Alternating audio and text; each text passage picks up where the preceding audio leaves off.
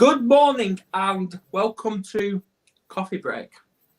My name's Adam Deval, the mental health warrior, and I want to know, do you actually know your own emotions? So, I am joined by the Australian David Maths. Have I said it right? Pretty good, Mathis. It's okay. Mathis. Oh, apologies. Now, David, he was born in London in 1955, but spent most of his life living in Australia. David has a bachelor's degree in economics and postgraduate degrees in organisational psychology and psychotherapy. Since 2011, he has studied a technology to restore emotional and health well-being, a method with the name Mechanics of Life. In his early years, David mostly worked in manufacturing and marketing and in the beverage, plastics, leather, and cosmetic industries. However, when he was 45 years old, he gradually became more interested in psychology. In 2002, he stopped working in business and became a psychotherapist and family Constellation facilitator. All I've got to say is welcome. That's great. Thanks for the intro. You're most welcome. Now, obviously, we will cover all the bio, which I have not covered. Now, for the viewers, the fantastic viewers, whether it's on Facebook, YouTube, just tell us a little bit about who David is. God. Who am I? So, I guess a person who came from a very unhappy childhood. A person who, maybe like a lot of people, I didn't know my way. But I was working and I had to pretend I knew things. And I was a very aggressive person. I hardly had any friends. When I was a kid, I didn't have friends at all, really. As a teenager, so I lived most of my life alone, really. Even though being married and even though having kids, feeling very alone. Yeah. See, I know how it feels to feel alone, and with my childhood, because we've all lived some sort of trauma in our lives, and it can be very isolating. Okay, I'm just having to check my data here. Okay. I'm running off data. What was that? We're okay. Okay. Yeah. So, obviously, you lived through trauma, like bad childhood. Would you like to talk about it? Basically, with my childhood, I had two parents who showed no interest in me. I was very angry with them. I judged them as being quite useless, very judgmental of my parents, very neglected. And I had three sisters who were very, they had an abusive relationship with my parents. And so I grew up being very angry about this situation. And basically I went to Australia to get away from my family when I was 20. And I felt free. When I got to Australia, I felt free away. I felt a freedom, but I hadn't solved my deeper problems. I hadn't solved my emotions. They were still with me. So I had a life. I didn't know I was depressed because it's like if you're in water, like if you're a fish, you don't know you're in water. So I didn't know I was depressed. And then gradually I realized I was. And my whole life was like that. And getting to a point, probably even after I changed to having an interest in psychology, probably to only up to maybe 5 years ago, still wanting to end my life about half my time. But half the time I just wanted to leave. Yeah. Did you attempt suicide? I just tried once. And it was, how can I put it? It's strange because I worked with, in Australia, I was lucky. I worked with suicidal men, depressed men for quite a long time. So when I say I'm lucky, I'm fortunate to, how can I put it, share people's pain, like witness to their life. And I could never really, I don't think I really helped people much. I thought I was trying to as a psychotherapist or a Constellation facilitator. Yeah. I was trying to, but my own personality was getting in the way. So I just gone over something I wanted to answer to you. Yeah, I found that I in the trying to commit suicide, later it was really useful because it sounds strange, because I needed to go through that to understand something. And I didn't understand it at the time about why I did that. Later, I started to realize why. On the surface, it was quite obvious. You know, I was looking forward to talking to someone who meant a lot to me, and it didn't happen. And it was too much for me, basically. Yeah. It was like too painful. I couldn't face the pain of this. You know, that's what it felt like. So it was an ongoing long-term situation that was like this, and I just couldn't take it anymore. So, but later I started to realize more about, it's my current study about why, sort of like where emotions come from and why, because we tend to think emotions just appear. We tend to think, oh, if I'm angry, I'm just angry, you know, like you annoyed me. You know, so I'm angry. But then, you know, sometimes the same sort of thing could happen with another person and you wouldn't get angry, or the same situation could happen to another person and they wouldn't get angry. So why am I angry? So we don't tend to think too much about that. We tend to say, oh, it's normal. You know, all my emotions are just normal. But we don't tend to think, oh, where do they come from? Like, really, where do they come from? Like, deeply, where do they come from? Exactly. So I was, shall I keep going? Yeah. Come on, I'm loving this. I was lucky. I was lucky because, really, I feel emotional about it. It's okay. Don't worry, Dave. Don't worry, Dave. You won't be the first. I don't break down on this. It's okay. Yeah. You won't be. It's an emotion of. I think when I'm often joyful or touched, then I feel emotional. But I think what saved me was curiosity, because it seems that we have a limit on our curiosity. It seems that we think, oh, okay, you know, like. We find out things to a certain level, but we don't really sometimes get to the depth of something. Exactly. It takes quite a lot to really say, really, why is that happening? Yeah, exactly.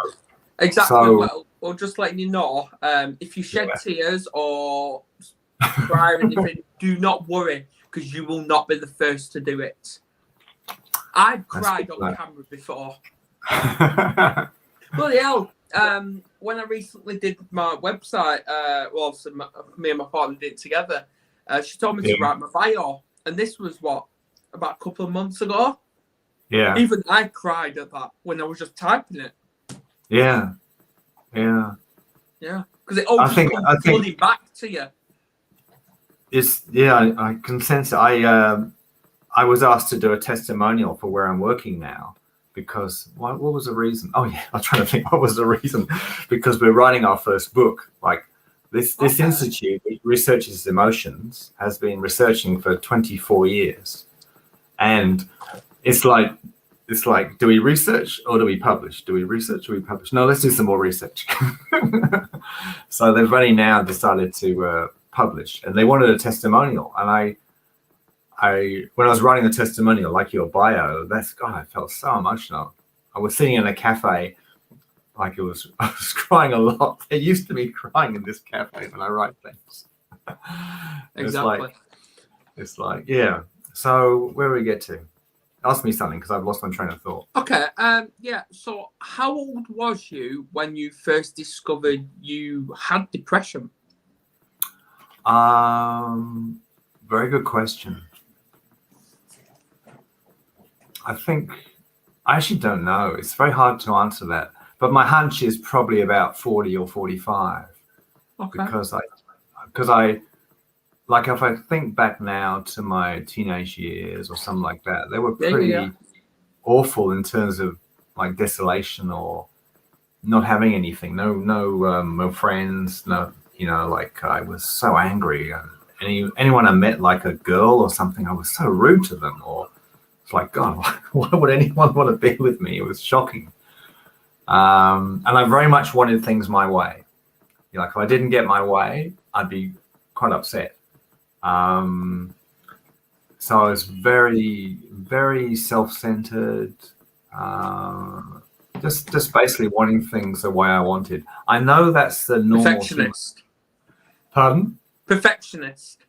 Well, not so much perfectionist. No, well, I know what you mean, but I think I know what you mean. Sorry, I think I know what you mean, but it's not really like that. Like, oh, if I don't get a coffee before 8 o'clock, I'll be angry, or if you don't look at me and talk to me in the way I want you to talk to me, I'll be angry. If you don't laugh at my jokes, I'll be angry. If you don't, whatever. So it's always the reaction I wanted from people. So thinking about it, logic, because I've actually covered a video on this where it was just me, and all the symptoms you're actually showing, it's like you want, what's the word? You want feedback, and you want things recognition. To be right. Recognition. Exactly. That can actually be linked to anxiety. Yeah, absolutely. So it's basically, how can I put it? If I share some research about this, it's like, okay, so basically it's interesting because you say like, it's very accurate what you say. Like you say, okay, we want recognition because of anxiety. So that is a more complex way of thinking, because often before it was anxiety just about living, will I get enough food, whatever. But we still can get that, because otherwise we wouldn't eat. But basically it's evolved to more complex, that it's about recognition. It's like how people treat us. Yeah.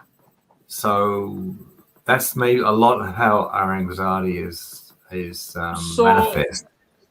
Yeah. So obviously before we came on, you said me and you was alike. We looked alike. Obviously we don't now. I thought we did. I don't know, because we were sitting similar, But anyway, actually, go on. Well, it's not so. Oh God, it's like saying, how can I put it? And this is very interesting. You may say we don't look alike, right? But I had a feeling we look alike, right? So it's like there's no coincidence we're talking, because from what I understand, nothing happens by coincidence. So we must have some connection from the past. But what I mean is, I'm intrigued. What I mean is like most people think there's something organizing everything in life. Most people think that, but they don't feel it. Because they think they're in control of their life. Because we get the feeling we're in control of our life. Oh, I made that mistake. But really, so you can actually study this, and I suppose it's what quantum physics does, in a way, because if just a particle splits, right, and there's a reason it splits, when it splits, it's always in communication. So you can look at this on YouTube or anything. We are made of particles. We're made of molecules, we're made of all that. So from what I've been studying and why I stopped being a therapist is because I basically became curious about why do I get strong reactions to my clients when I've never met them before? Why? That was one of the questions I had. And then later to realize that, it's not random that client comes to you because you're already connected. So if I just be more clear, it's like we could be already connected because of something that could have happened 10,000 years ago or further back. You've got me intrigued now. Yeah. Nobody's ever come to me with that information before. Never. No. So it helped. This is really important because for an emotion, we might feel that shit, why, with my partner, I want to love her, but to be honest, sometimes I want to kill her. Really. I feel like that every day.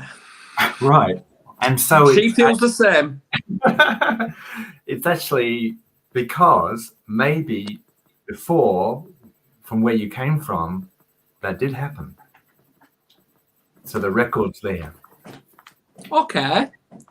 Because when I was growing up, and I want to know if you actually resonate with this, growing up through my educational life, I had very little friends as well. I was actually being split identity. I did not own my own identity. I didn't have one. I didn't recognize it. And I was trying to please everybody else by being someone that I wasn't, just to make everyone happy. In later life, but that was you. That was your character. Yeah, because I can relate to that. The character you had was to make people happy. Yeah. Yeah, the mask. The mask. Yeah. And obviously, that was possibly due to the trauma I was living. Yeah. Or trauma you inherited. The trauma started when I was only 3 years old. Okay. Yeah, when I was punched in the face by my own father because I was unable to ride a bike. Right. Yeah. So I didn't suffer so much physical trauma because other members of my family got that.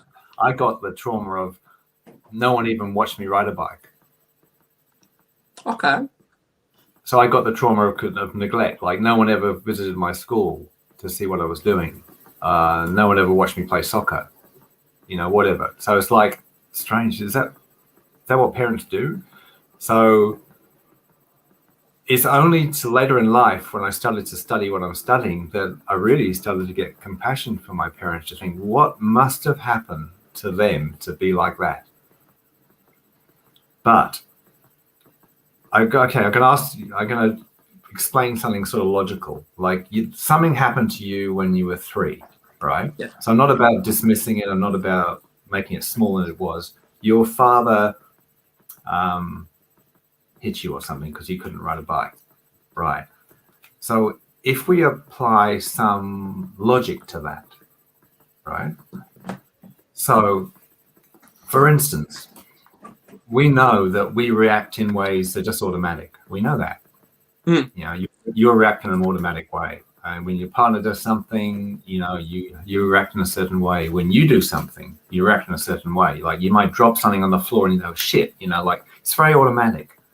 Yeah. Right. So maybe we can start to think, shit, what is causing that automatic response? What is it? Where does it come from? Our mindset.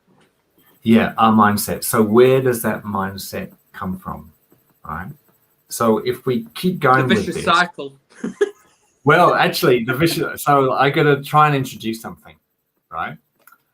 So from just what I've been learning is it actually is from a vast impact or main reason it's in our DNA. Okay. And our DNA comes from our parents. So we've inherited it.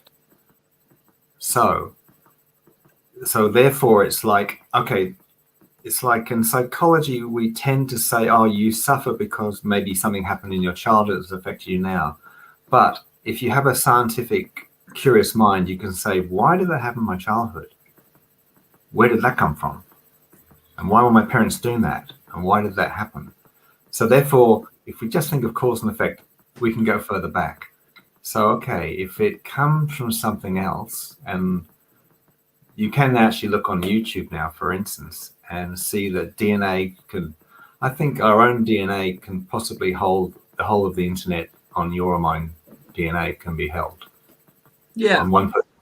So the idea that that holds all the data, all the record, or the memories, you might call it, from our ancestors is on there, that's making our mindset and how we react, then that starts us to think in a different direction, because we are programmed, I'll say it very honestly, to blame people.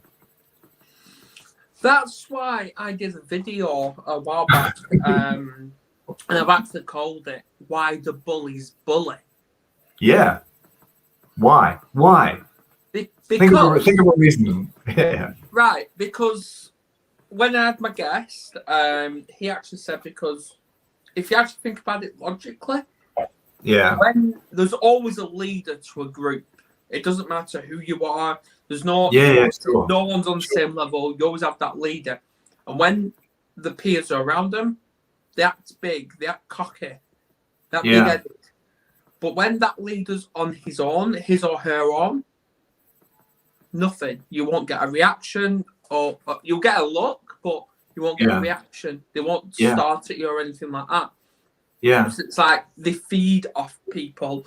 So maybe bullies bully because something has happened in that bully's life to make them like that.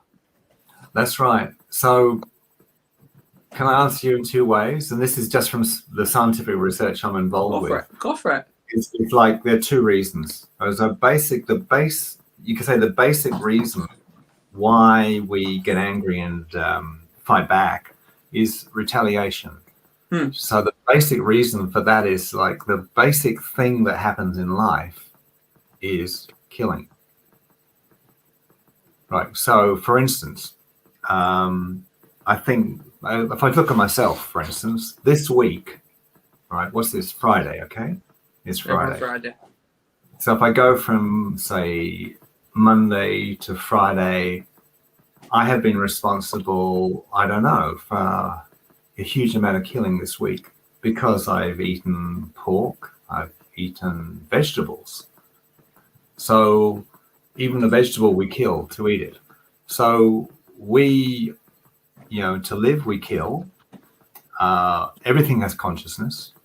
So life is about killing. So if we think of revenge, let's just think of it logically. If I can go back, say, 10,000 years, there was maybe some killing or something between some tribes. It's recorded in my DNA. That's my understanding of the science of it now. So it all gets, I know it's a bit shocking, isn't it? It all gets recorded, including the emotion. So it's a bit like, in a movie, the whole thing's there. Like in a movie, watch a movie, it's got the emotion. We feel it when we watch the movie. It's all there. So basically, sort of the newer understanding about emotions is that it's recorded in our DNA, even the emotion. So now you could look at it a different way. This person wants to bully me, right? So they're so wrong to do that. They shouldn't bully me. Now, if I have an understanding, which is a very new understanding and could take a long time to understand, it's taken me 10 years. If that is recorded in my DNA, that my ancestors killed that person's ancestors, it's just retaliation.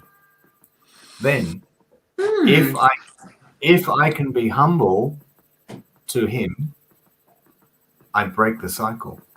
Because you know what the cycle normally is? Fight back, or he's wrong, or arrest him, or blame him, or something. But just as we discussed before, if we really aren't in control of what we're doing, if we are running a program, right, that person has got no choice but to run his program. So why would I blame him? You've got me starstruck now. I'm throwing a lot at you. But it makes me feel so emotional to say it to you. No, but it's true though. It is actually accurate. And people can find this on Google, on YouTube. Yeah, you can find it now. So let's talk about your work in the police force. Let's talk about your work in the police force. Like, first of all, you went through all this childhood trauma. Yeah. So what was your response to when you first joined the police force? I wasn't in the police force. I was consultant to the police. Okay. So what I was in, I'm just going off your bio. It's very interesting. I must have worded that incorrectly. Sorry. So I was bullied at school, like a lot of people. So my kids were bullied at school, and then later in life, when I stopped working, someone approached me, a consultant in Australia, and said, "Oh, I have work in harassment in the workplace and bullying. Do you want to join me and work on that?" I said, "Yeah, sure, I'd love to." So I was looking why people are harassed and bullied, and so we did a project in the police force, I think for 6 months, about basically equality, equity, fairness in the police force. Wow, it's a traumatic. I really got a respect for them because we like to criticize the police, obviously, but what a traumatic job. My God, you know? Can I start on that? Because obviously here in the UK, the police are a joke. They're a joke. Because protests or marches happen every single week in London or all over Manchester, London, it doesn't matter. Just fighting for freedom, for free speech, especially what's going on these days. Like you've got one movement that's fighting for free speech, one fighting for climate change, one fighting to give the kids a voice, fight for disability rights, stuff like that. And here in the UK, the police actually bully the way into that crowd to stop it, to shut it down. Okay, you've raised two really important points. Like it got to the point where in November, 5th of November last year, obviously there was 1 million people in London, obviously rallying, and this heavily pregnant girl just came out of a shop and she didn't even know that what was going on, and she got herself involved in the crowd, like she was just walking beside of them. 2 police actually up to her, pinned her to the floor, and she's now lost the kid. Okay. This is where it's. I could talk about it, but it's what I'm going to say could be a bit confronting. Because two things I think are going on, and I'll start on one, maybe get to the other. We'll get to the other. Okay. Yeah. So basically, what is a basic way life is created in a way? So what I mean is, imagine you are at home, right? And you are the only person that exists in this world. Okay. It's just you, and you're sitting at home, and you spend your life sitting at home. What would it be like? Lonely, isolated. Yeah. So we yearn for interaction, and the easiest way to get interaction is difference. So basically, if you look at studies on consciousness, the basic way consciousness is formed, which means life, not wisdom. I mean, just knowing you exist. Pure consciousness is difference, contrast. So we know the basic forms of contrast: man and woman, black and white, right and wrong, or racism, are the basic forms of contrast. So to live our life, we need those. For the whole universe to be alive, it needs that. Yeah. So this is a very profound and maybe strange notion. It actually means for this life, you know, racism was born. So it's not to say racism is wrong, it's just to understand why it's there, right? So why I bring that up is like about opinions. So everyone tends to think their opinion is right. But the hardest thing in this world, and it's even hard for me now because I want to give you my point of view, I'm less likely to listen to you. The hardest thing in this world is to truly listen to another person. Mm. That's why, you know, when people, forget all the therapy techniques, when people go to a therapist and they really feel their life has changed, it's for one reason, because that therapist really listened to them. And that's never happened in their life before. No, never, that's true. ever. It's not the human condition because we always think we're right. So if you are a person who believes in, I don't know, like, how can I put it, raw food is the best, or you believe in, you know, like, I don't know, our culture is the best or something. If you want to change this world, you listen to the other culture, truly listen to it and try to understand it. Then you change the world. Yeah. Because it doesn't happen. Then there would be no war. Yeah, no, I agree. There would be no fights in relationship. I agree. Because with all this Black Lives Matter, what's frustrating here in the UK is when that George Floyd, yeah. No, when that George Floyd was murdered. Yeah. Yeah, there was a massive uproar in America about that. Yeah. But then when there was a 34-year-old woman that died here in the UK, there was nothing. Yeah. Nothing. And that's peed the country off here in the UK. Yeah. Because, like I keep saying, it doesn't matter if your skin is black, white, blue, pink, green, yellow. It really doesn't matter. We need equality here. That's right. So it's not like so basically the basic condition of all consciousness, not even humans, like before that as well, is difference, right? In fact, like, so what we do in our research institute is look, like, the momentum of this is so great. So where does the momentum come from? It actually comes even in an atom, right? The proton and neutron, they have the difference. So consciousness is starting way back in time, way back, and those sort of things. And then we're trying to deal with it now. Yeah. So no wonder it's so difficult, right? No wonder people can't stop. No wonder that policeman hits that woman or something like that, because his inherited momentum. And if we think that he's not interacting with her by random. So in their inheritance, they've met before. So if we start to understand any demonstration, any police, any army or whatever, wherever they go, whoever they fight, is predetermined by what's happening in the past. Oh yeah, absolutely. And it's very confronting because, like, we see people doing the most awful things, and if you're saying that, okay, we're now saying they're not to blame, yeah.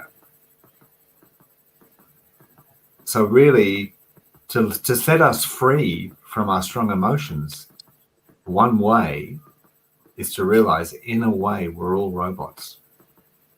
So that's why we have TV shows like Westworld. They're to show us. Exactly. They're in the Matrix. It's there to instruct us, to help us understand. Yeah. Oh no, you're right. You really are right. And this is really what people need to question, because you always have to question a question Yeah. when it comes to it. And that just leads me on, because one thing keeps screaming at me to ask you is, this book, is it published? Like, Well, we couldn't publish it because, how can I put it? The ethics, or not the ethics, the culture of this institute is like, does it work? So basically what it means is, okay, we researched something, it seems to work, but we want to make sure it works. Like, we want to help people, right? Yeah. We want to help them because, so basically the book is being written now. We couldn't write it because we're always so busy. So luckily we found a lady, Sandra, to help us ghostwrite it. Thank God. We found a ghostwriter because we couldn't write it. So we gave her all the research material and said, Christ, can you put it in a way that people can understand it? And poor thing, she's struggling through it, trying to do it, bless her heart. So we'll work with her, and I don't know if it'll come out straight away, but we're trying to. So we can direct you to things you can read about what we're doing. So the institute is called the PICER Institute, PICER, and it's interesting because some people say, what the hell does PICER mean? You know, is that someone's name or something? I'm going to ask you that. What does PICER mean? Well, thank God. I wish I'd been more patient and waited for your question. It's actually the Psyche Primus Institute of Cognitum Engineering Research. Right. And it might be good to say what the hell that means. Psyche Primus is a word we came up with, or the founder came up with, which means, like, primus, I suppose, is the importance of something, you know, but prime. Psyche is how we think. So it's like saying the way that's important to think is to truly understand why things happen. To have that energy to say, I really want to understand why that happened. So George Floyd, or, you know, bushfires, or wars, or the fight you had this morning, why did that happen? Why really did it happen? Trying to get to the root cause of it, like that attitude. Not to blame people, to study it, to find out, so we don't have to replicate. We can learn and do things differently. So that's Psyche Primus Institute, where we know it's a group of people who try to research something or something like that. Research, we know that word.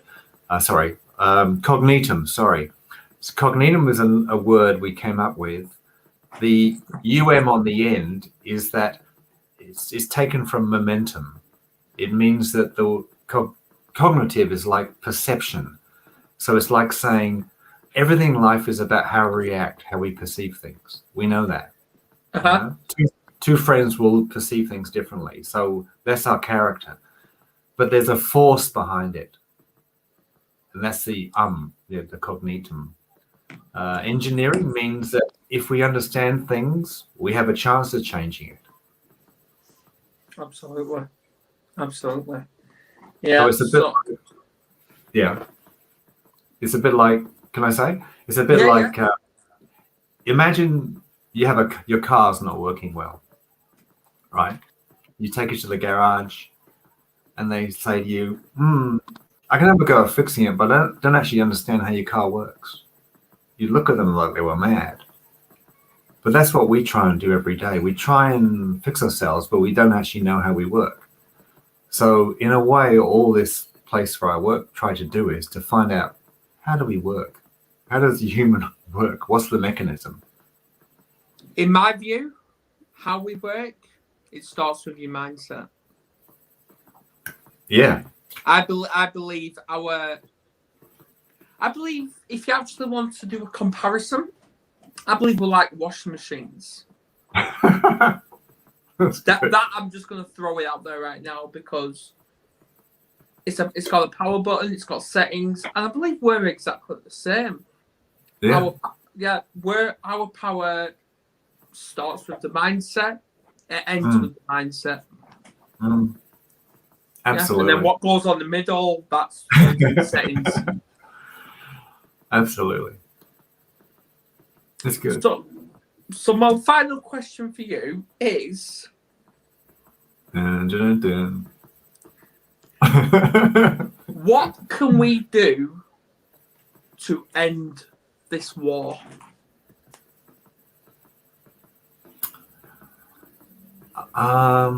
Maybe two things. Okay. Number one, don't blame it. Understand the need for this war. Understand whatever happens in life is there for a reason to give us life. So nothing is right or wrong, right? Then you become neutral. Then it's, oh, why did this war happen? Like, it's not wrong. There must be a reason for it. But we tend also to judge things. And the second thing is that we can maybe end wars if I can try and understand you. That's all. Exactly. Really understand you. So when you're pissed off one morning, I don't blame you for being pissed off. I ask you, oh, what happened to you? I want to find out.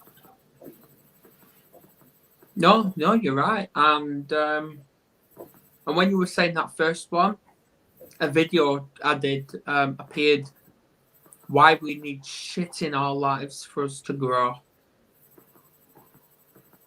Because shit is a stronger consciousness, a stronger emotion. So for everything to feel alive, it's easier to do it through shit.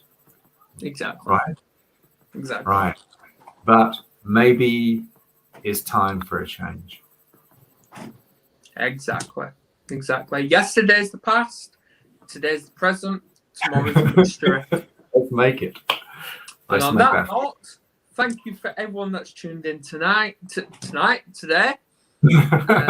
here. I know it's still morning here. Thank you to you, Dave, for appearing. You're awesome as usual, and let's get this shared. Thank you. Thanks, Adam. On that note, I'm going to end this podcast now. Please join me tonight at 8:00 when I'm joined by the beautiful Kerry Duval, who's going to share her story for the very first time. It's the same surname as yours. That's It incredible. is. So, cheerio.